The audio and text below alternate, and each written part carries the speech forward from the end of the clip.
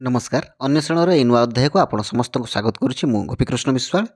Odisha Adarsh Vidyalaya entrance test 2024 result declare हो सारी एवं आपण मैंने समस्ते निज निज पिलार रिजल्ट जानी सारे। तो रिजल्ट बाहर पर समस्त मन से गोटे द्वंद्व एतिकी मार्क रे मो पिलार सिलेक्शन हो कि ना। देखूँ मत व्हाट्सएप मध्यम यूट्यूब मध्यम फोन कॉल मध्यम अनेक पेरेंट्स से सामान प्रश्न पचार तेबे आपण जदि एक्जाक्ट इनफॉरमेशन जानापी चाहूँगी ताहले आपन को धैर्य धरी अपेक्षा करने पड़ो आ गोटे मास अर्थात पाखापाखि मार्च 10 तारिख पर जाइए आपणकर फाइनाल मेरिट लिस्ट बाहर से ही आप जानीपारे आपण पिलार सिलेक्शन है कि ना।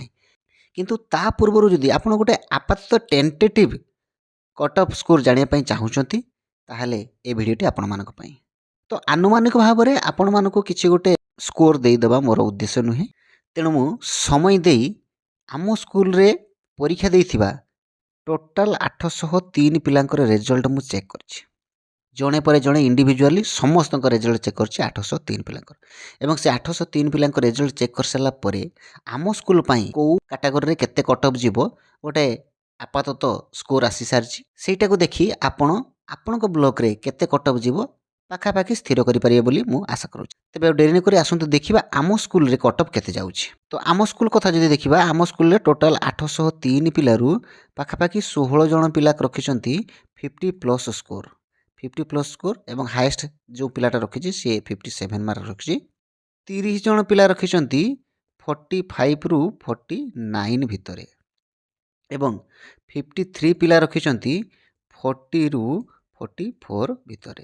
ये आप गोटे कथा अनुमान करें जे मैक्सिमम पिला 40 रु 44 बा 45 भितर ही मार्क रखुंट। तापर 45 रु 49 आउ टिके कम रखुंट 50+ आउ टिके कम रखुंट। जहाँ भी हो आमर टोटाल तो सीट 80टा ता भितर अच्छी SC ST reservation girls reservation PWD candidate reservation MP MLA collector quota अच्छी। तो तमाम कथा को एनालिसिस कर सारा पर मु जो निर्देश पहुँचली मुझे कथा कहूँ आम स्कूल रे जदि आम यूआर कैटेगरी कथा देखा ताले यूआर बॉयज रे फाइनल कट ऑफ जीव फास्ट राउंड रे 45 रु 46 45 रु 46 कहीं कहूँ ना एपर्यंत जना ना एमपी एमएलए कलेक्टर एमाने को कैटेगरी रु सिलेक्शन देबे से कैटेगरी सीट संख्या कम तेणु मे भी 45 को आसीपे ना 46 रु सिलेक्शन जापे। ठीक सेमती जदि गर्ल्स कथा देखा यूआर गर्ल्स रे आम स्कूल पाई जीव 43 रु 44 भितर कट ऑफ जीव। एससी क्षेत्र में कौन होची ना 41 रु 43 भितर कट ऑफ जीवार संभावना अच्छी। ये गला बॉयज मानकर एससी गर्ल्स मान क्षेत्र में 38 रु 40 भितर कट ऑफ जीवार संभावना अच्छी। ठीक से भाव में एसटी क्षेत्र में कौन होची ना 32 रु 34 भितर एसटी बॉयज एवं 28 रु 30 भितर एसटी गर्ल्स कट ऑफ जीवार संभावना अच्छी। तो ये थिला आम स्कूल रो टेंटेटिव कट ऑफ। एटा एक्जाक्ट नुहे मु बारंबार कहूँ एक्जाक्ट मु नुहे केही भी एबे कहि परिबेनी कारण सेटा फाइनल मेरिट लिस्ट बाहरला परे जाय ही जना पड़िबो। तो एई कट ऑफ टी केवल आम स्कूल नुहे जेति की एजुकेशनली डेभलप्ड डिस्ट्रिक्ट गुड़िक अच्छी उदाहरण स्वरूप नहीं पारती आप बालेश्वर भद्रक केन्द्रापड़ा कटक पुरी खोर्धा जगतसिंहपुर यही टाइप्र जी जिला रोचे जो मैंने कि शिक्षा क्षेत्र में टी आगे अच्छा से सबू जिलापाई पाखापाखि यही कट ऑफ ही जीव आपण मैंने जानी रखु जो फाइनाल मेरिट लिस्ट बाहर आपड़ से मैच करे।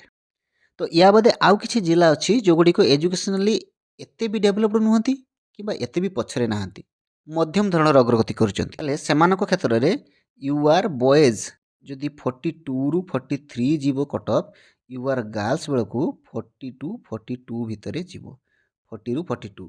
ठीक सेमती एससी बॉयज मान क्षेत्र में 38 रु 40 भितर गला बेले एससी गर्ल्स 35 रु 37 भितर जीव बोली लगुच एवं एसटी मान क्षेत्र में 28 रु 30 भितर बॉयज मानकर गला बेले 25 रु 27 एसटी गर्ल्स मानकर जीव भली अनुमान लगुच। यही जिला गुड़ी को बाद देला परे आउ किछि जिला अच्छी ओडिशा रे जो गुड़ी को एजुकेशनली एबे भी बहुत पछरे अछंती। आपण कहि परिबे कलाहांडी कंधमाल कोरापुट नवरंगपुर ରାୟଗଡ଼ା, ମାଲକାନଗିରି ଏହିସବୁ ଜିଲ୍ଲାଗୁଡ଼ିକ ଏଜୁକେସନାଲି ଏବେ ବି ବହୁତ ପଛରେ ଅଛନ୍ତି। ତେଣୁ ତାଙ୍କର କଟ୍ ଅଫ୍ ଆଉ ଟିକେ କମ୍ ଯିବ। ଏହିସବୁ ଜିଲ୍ଲାରେ ଯେଉଁଗୁଡ଼ିକ ଏଜୁକେସନାଲି ବହୁତ ପଛରେ ଅଛନ୍ତି, ୟୁଆର୍ରେ ବଏଜ୍ମାନଙ୍କର କଟ୍ ଅଫ୍ 38ରୁ 40 ଗଲାବେଳେ ୟୁଆର୍ ଗାର୍ଲସମାନଙ୍କର କଟ୍ ଅଫ୍ 34 ଟୁ 36 ଭିତରେ ଯାଇପାରେ କିମ୍ବା ୟାଠୁ ଆହୁରି କମ୍ ଯାଇପାରେ। ଠିକ୍ ସେମିତି SC boys cut off 33 to 35 ଭିତରେ ଗଲାବେଳେ ଏସ୍ସି ଗାର୍ଲସମାନଙ୍କର କଟ୍ ଅଫ୍ 30 ଟୁ 32 ଭିତରେ ଯାଇପାରେ ଏବଂ ଏସ୍ଟି ବଏଜ୍ମାନଙ୍କର କଟ୍ ଅଫ୍ 22 ଟୁ 25 ଗଲାବେଳେ ଏସ୍ଟି ଗାର୍ଲସମାନଙ୍କର 18ରୁ 20 ଭିତରେ କଟ୍ ଅଫ୍ ଯାଇପାରେ କିମ୍ବା ୟାଠୁ ମଧ୍ୟ ଆହୁରି କମ୍ ଯାଇପାରେ। କାରଣ ଆମ ବ୍ଲକରେ ସିନା 80 ଗୋଟି ସିଟ୍ ପାଇଁ 800ରୁ ଅଧିକ ଫର୍ମ ଆପ୍ଲାଏ ହେଉଛି, କିନ୍ତୁ ଏମିତି ଗୋଟେ ଗୋଟେ ବ୍ଲକ ଅଛି, ଏମିତି ଗୋଟେ ଗୋଟେ ଡିଷ୍ଟ୍ରିକ୍ଟ ଅଛି ଯେଉଁଠି 80 ସିଟ୍ ପାଇଁ 100ରୁ 150 ଫର୍ମ ଆପ୍ଲାଏ ହେଉଛି। ତେଣୁ ସେଠି କିଛି ନିର୍ଦ୍ଦିଷ୍ଟ କାଟାଗୋରୀରେ ଯେତିକି ସିଟ୍ ସେତିକି ହିଁ ଫର୍ମ, ଅର୍ଥାତ୍ ଯିଏ ଯେତେ ମାର୍କ ରଖୁଛି ମଧ୍ୟ ପାଇଯାଇପାରୁଛି। ତ ସେଗୁଡ଼ିକ ହେଉଛି ରେୟାର କେସ୍, ତାକୁ ଆମେ ବାଦ ଦେଇ ଆମେ ଗୋଟେ ଆଭରେଜରେ ନେଲେ ଏଇଭଳିଆ କଟ୍ ଅଫ୍ ଦେଖିବାକୁ ପାଇବା। ତ ଇଏ ଗଲା କଟ୍ ଅଫ୍ କଥା। ଏବେ ଟିକେ ଖାଲି ଆଲୋଚନା କରିବା ଯେ ବର୍ତ୍ତମାନ ରେଜଲ୍ଟ ବାହାରିବା ପାଖରୁ ଆରମ୍ଭ କରି ମେରିଟ୍ ଲିଷ୍ଟ ବାହାରିବା ପର୍ଯ୍ୟନ୍ତ କେଉଁ ପ୍ରୋସେସ୍ ଦେଇ ଗତି କରିବା ପାଇଁ ପଡ଼ିବ। ଦେଖନ୍ତୁ, ପ୍ରଥମ କାମ ହେଉଛି ଆପଣଙ୍କର ଯେଉଁ BSc Odisha, board of secondary education Odisha, ସେ କ'ଣ କରିବ ନା ପ୍ରତି ସ୍କୁଲକୁ ସେଇ ସ୍କୁଲ ପାଇଁ ଆପ୍ଲାଏ କରିଥିବା ସବୁ ପିଲାଙ୍କର ରେଜଲ୍ଟ ଦେବ। ତାପରେ ସ୍କୁଲମାନଙ୍କର ଡ୍ୟୁଟି ହେଉଛି ସେମାନେ ସେ ରେଜଲ୍ଟକୁ ପବ୍ଲିଶ କରିବେ ଏବଂ ଗୋଟେ ନୋଟିସ୍ ଜାରି କରିବେ କି ଯଦି କାହାର ଫର୍ମ ଆପ୍ଲାଏ ବେଳେ କିଛି ରଙ୍ଗ ଇନଫର୍ମେସନ୍ ଚାଲି ଯାଇଥାଏ, ଡେଟ୍ ଅଫ୍ ବାର୍ଥ ଭୁଲି ଯାଇଥାଇପାରେ, କ୍ୟାଟାଗୋରୀ କାଷ୍ଟ ଭୁଲି ଯାଇଥାଇପାରେ, ବାପା ନା ମା ନା ଭୁଲି ଯାଇଥାଇପାରେ, ଯାହାର ଯାହା ବି ଭୁଲି ଯାଇଥାଏ ସେ ଭ୍ୟାଲିଡ୍ ଡକୁମେଣ୍ଟ ସହିତ ଯିବେ ଏବଂ ସେଇ ସ୍କୁଲର ପ୍ରିନ୍ସିପାଲଙ୍କୁ ଆପ୍ଲିକେସନ୍ ଦେଇକି ସେଇ ଡାଟା କରେକ୍ସନ୍ କରାଇ ନେବେ। ତ ଇଏ ହେଲା ପ୍ରଥମ ପ୍ରୋସେସ୍। ତାପରେ MLA, MP, କଲେକ୍ଟର ଏମାନେ ତାଙ୍କ କୋଟାରେ ଯେଉଁ ଯେଉଁ ପିଲାକୁ ସିଲେକ୍ସନ୍ କରିଛନ୍ତି ସେଟା ପଠାଇବେ ସ୍କୁଲକୁ। ରେଷ୍ଟ ସିଟ୍ ତକ ପାଇଁ ସେମାନେ କ'ଣ କରିବେ ନା ସିଲେକ୍ସନ୍ କମିଟିରେ ସିଲେକ୍ସନ୍ କରିବେ। ସିଲେକ୍ସନ୍ କମିଟିରେ BO ରହିବେ, ପ୍ରିନ୍ସିପାଲ ରହିବେ, ସେଇ ସ୍କୁଲର ସିନିୟର ମୋଷ୍ଟ ଟିଚର ରହିବେ, ତା ସହିତ ସେଇ ବ୍ଲକର ସିନିୟର ମୋଷ୍ଟ ହେଡ଼ମାଷ୍ଟର ରହିବେ। ଏଇଭଳି ଭାବରେ ଗୋଟେ ସିଲେକ୍ସନ୍ କମିଟି ଗଠନ ହୋଇଥିବ। ସିଲେକ୍ସନ୍ କମିଟି ଯେତିକି ଯେଉଁ କ୍ୟାଟାଗୋରୀର ଯେତିକି ସିଟ୍ ଅଛି ସେଇ ସିଟ୍ ଅନୁସାରେ ସେମାନେ ସିଲେକ୍ସନ୍ କରିବେ।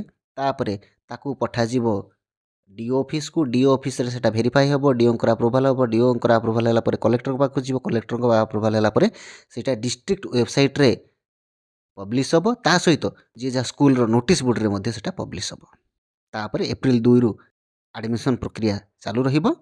ଯେଉଁମାନଙ୍କର 1-2 ମାର୍କ ପାଇଁ ସିଲେକ୍ସନ୍ ହେବାରୁ ବଞ୍ଚିତ ହେବେ ସେମାନଙ୍କ ପାଇଁ ଏଇଟା ଭେରି ଭେରି ଇମ୍ପୋର୍ଟାଣ୍ଟ, ଟିକେ ମନେ ରଖନ୍ତୁ। ପ୍ରଥମ ସିଲେକ୍ସନରେ ଯେଉଁମାନେ ମେରିଟ୍ ଲିଷ୍ଟରେ ସ୍ଥାନ ପାଇବେ ସମସ୍ତେ ଆଡ଼ମିସନ୍ କେବେ ନିଅନ୍ତି ନାହିଁ। ସ୍କୁଲ ଟୁ ସ୍କୁଲ ଭେରି କରେ। କେଉଁ କେଉଁ ସ୍କୁଲରେ 20-25 ଭେକେଣ୍ଟ ରୁହେ, କେଉଁ ସ୍କୁଲରେ 15-20 ଭେକେଣ୍ଟ, ଏମିତି ଅନେକ ସିଟ୍ ଭେକେଣ୍ଟ ରୁହେ, ଯେଉଁଟାକି ସେକେଣ୍ଡ ସିଲେକ୍ସନ୍ ତାପରେ ଥାର୍ଡ଼ ସିଲେକ୍ସନ୍ ପରେ ଯାଇକି ଫିଲ୍ଅପ୍ ହୁଏ। ତେଣୁ ଆପଣମାନଙ୍କର ଯଦି 1-2ଟା ମାର୍କ କମି ଯାଉଛି ତାହେଲେ ଆଦୌ ଧୈର୍ଯ୍ୟ ହରା ନ ହୋଇ ସମୟକୁ ଅପେକ୍ଷା କରନ୍ତୁ। ନିଶ୍ଚିତ ରୂପରେ ଫାଷ୍ଟ ସିଲେକ୍ସନ୍ ଗଲା ପରେ ଆପଣଙ୍କର ସିରିଏଲ୍ ପଡ଼ିବ। ସେକେଣ୍ଡ ସିଲେକ୍ସନ୍, ଥାର୍ଡ଼ ସିଲେକ୍ସନ୍ ବେଳକୁ ଫାଷ୍ଟ ସିଲେକ୍ସନ୍ରେ ଯେତିକି ମାର୍କ ଯାଇଥାଏ 2-3 ମାର୍କ ମଧ୍ୟ କମି ଆସେ। ତେଣୁ ଧୈର୍ଯ୍ୟ ହରା ହେବାର ନାହିଁ। ଫାଇନାଲ୍ ମେରିଟ୍ ଲିଷ୍ଟ ବାହାରିବ ମାର୍ଚ୍ଚ 10 ପରେ, କିନ୍ତୁ ଆଡ଼ମିସନ୍ ନିଶ୍ଚିତ ରୂପରେ ଏପ୍ରିଲ 2ରୁ ହିଁ ଆରମ୍ଭ ହେବ। ଆଡ଼ମିସନ୍ ପାଇଁ କ'ଣ କ'ଣ ଡକୁମେଣ୍ଟସ୍ ଦରକାର ସେଇଟା ଆଉ ଗୋଟେ ଭିଡ଼ିଓ, ସେଇଟା ମେରିଟ୍ ଲିଷ୍ଟ ବାହାରିଲା ପରେ କହିବି। ତ ଆଶା କରୁଛି ଆପଣଙ୍କ ମନରେ ଯେଉଁ ଯେଉଁ ପ୍ରଶ୍ନ ଉଙ୍କି ମାରୁଥିଲା ସବୁ ପ୍ରଶ୍ନର ଉତ୍ତର ଏହି ଭିଡ଼ିଓ ମାଧ୍ୟମରେ ମୁଁ ଦେଇପାରିଛି। ତାପରେ ବି ଯଦି କୌଣସି ପ୍ରଶ୍ନ ବାକି ରହିଯାଇଥାଏ ଆପଣ ନିଶ୍ଚିତ ରୂପରେ କମେଣ୍ଟ ସେକ୍ସନରେ ଜଣାଇଲେ ମୁଁ ଆପଣଙ୍କୁ ରିପ୍ଲାଏ ଦେବି। ଈଶ୍ୱର ଆପଣଙ୍କ ପିଲାର ମଙ୍ଗଳ କରନ୍ତୁ। ସେ ଯେଉଁଠି ବି ପଢ଼ୁ ଭଲ ପଢ଼ୁ, ଭଲ ମଣିଷଟି ହେଉ। ଆଜିର ଭିଡ଼ିଓରେ ଏତିକି, ପୁଣି ଦେଖା ହେବ ଆଗାମୀ ଭିଡ଼ିଓରେ। ସେତେ ପର୍ଯ୍ୟନ୍ତ ବିଦାୟ ଦିଅନ୍ତୁ। ନମସ୍କାର, ଜୟ ଜଗନ୍ନାଥ, ବନ୍ଦେ ଉତ୍କଳ ଜନନୀ।